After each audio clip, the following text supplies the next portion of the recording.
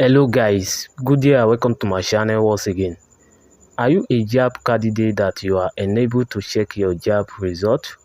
So all you need to do is to kindly follow this video to the end. It's going to be fantastic, and if it's your first time of coming to my channel, consider subscribing for more videos. So all you need to do, you go to your Chrome browser, then you search JAMB result.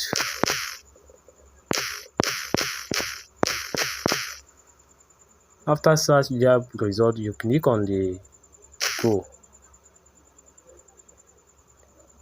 Then you scroll down some more. Then you click this place. Wait it to load.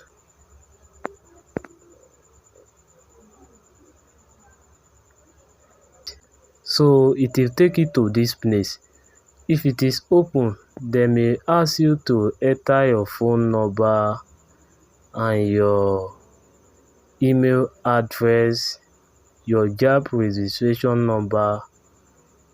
So when you enter it, you see check result, and immediately you click on the check result, your JAMB result will be displayed. So this is what I have for you for today, and if you find this video interesting, consider subscribing for more videos. Thanks for watching.